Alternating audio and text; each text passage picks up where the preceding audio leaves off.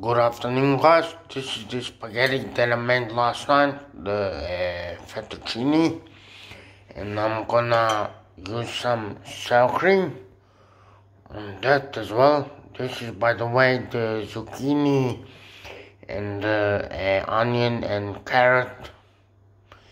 I cooked it with the chicken. Chicken is somewhere here. Here's the chicken. There's the chicken. The chicken wing, and now I'm gonna use some sour cream and mix it all up. So that's it, and then gently, so just stir it through, nice and easy, like that. That's called food. It's still good, I cooked it last night, so just stir it through.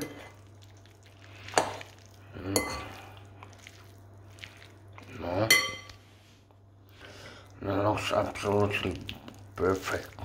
It's still alright, I like to eat leftover food as well, Can't cook every night,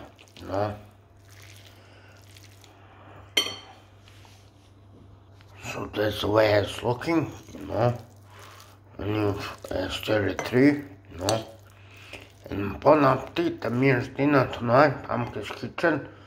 There's the chicken wing, I'm gonna eat that tonight. So yeah. Looks delicious, I'm here. So thanks for watching, guys. And see you later.